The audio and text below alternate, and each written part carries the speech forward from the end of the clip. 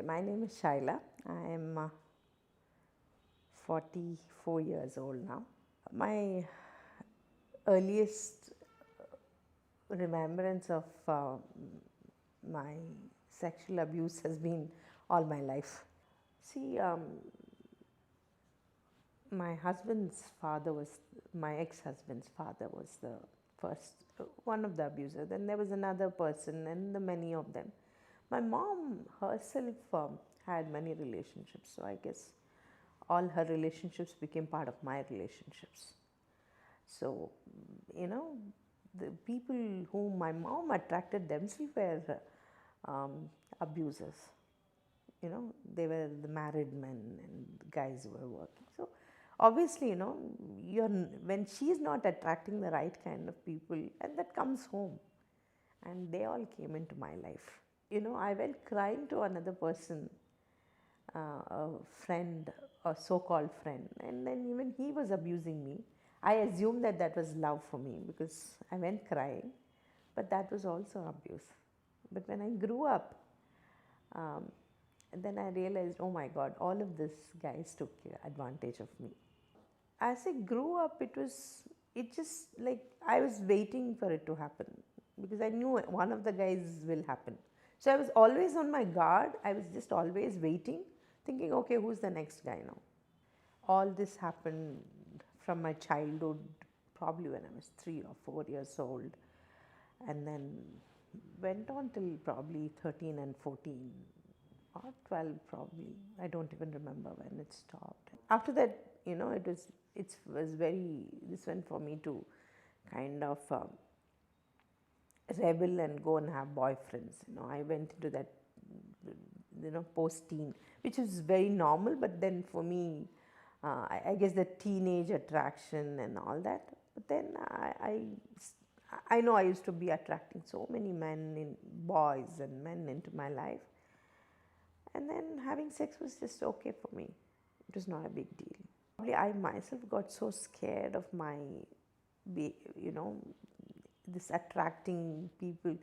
Then I found this, yeah, my abuser's son was a way of probably getting out of that situation. So I went and married him at 17 and a half. I would have loved a normal life, loved a normal mother, a normal family. Uh, I mean, we were not very well off, but we just wanted a normal day. I never had a no, I don't know what was a normal day in my life because my mother used to be a drunkard. My mother used to have relationships. You, I would never know what my morning is, my afternoon is, my night is. It was so unpredictable.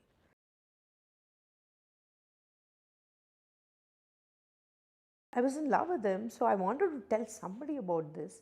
So what I didn't have the even courage to talk to him or tell him. So what I did was I wrote a letter saying that whatever happened to me, and then I left it under the bed, and I told him to go and read it. I am very sure he's read it, but he did not accept that he didn't read it at all. He pretended he didn't want to read because it was his father, and he adores, respects, and for him everything is his father. So maybe he never wanted to accept that his father was the abuser. Probably when my daughter was older, that time when I confronted him, that's when he said, no, I never read the, because I didn't want to read it. And I still remember telling him, you let me down just like everybody else. So when I told my daughter, she was she was not surprised for some reason, but she was too young to react. One was because she loved her father, and I did this when her father was there. I mean, my way of showing that anger towards him was to tell the daughter in front of him. I wanted to let him down. My mom was very clear when she listened to this, and she very clearly told me that, okay, maybe you wanted it, and that's why he came to you.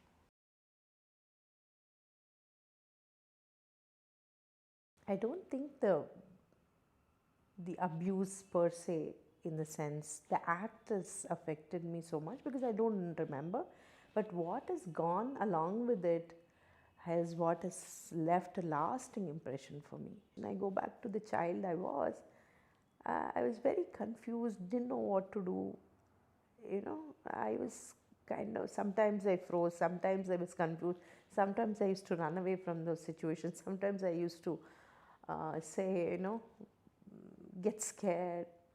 Every part of my decisions which I have taken has somewhere got is connected to my past and my abuse, because somehow my life would have been different if not for this abuse. I definitely know.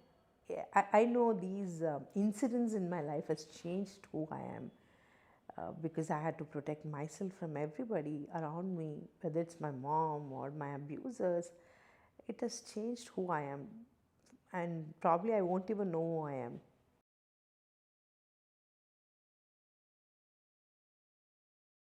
When it comes to sexual abuse and therapists, nobody is there in, I don't know, in Bangalore.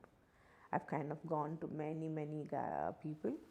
Nobody understands sexual abuse, because for everybody, I mean, I have met some of them who over empathize you because they don't understand that, or they'll say, oh, it's fine, it happened.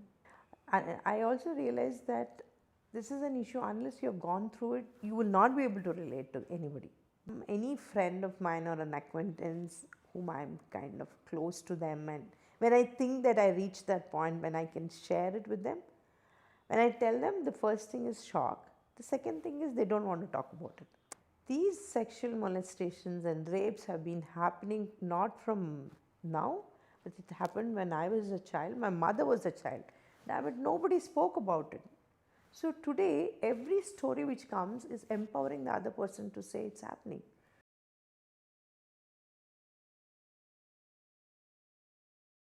I want to talk about my feelings to somebody because I have no place to talk about this. And always sexual abuse is kept under wraps. Every time I open up, there's something which is coming out, and then I'm kind of realizing it. Every time I speak to somebody, there is a probably there's a point of view I get from that person. Say, oh my God, yeah, why didn't I think about my life like this? Even that last 4 conversations I've had here, I've got something out of it. I keep, re-looking at my life in a different way. So, and it empowers me. I think the more we speak, the more people come out. Sometimes even just to talk about this, I think I feel so much more better on those days. I took 35 years to even talk to confront my mother, forget about. So I completely understand if somebody is going to shut them down. But I'm saying, even one person, just get out of that closet and talk about it. If you talk about it, the kind of happiness you're going to get out of it, and you also know that there's so many of us. I know this is going to be a big stigma for a lot of people, and they can't talk about this to their husbands, their father-in-law, mother-in-law. But I still think you're going to help another child, and if you've helped another child or another woman to come out of it, uh, you that's a big thing. एक आवाज औरत उठाए, सौ आवाज खामोशी तो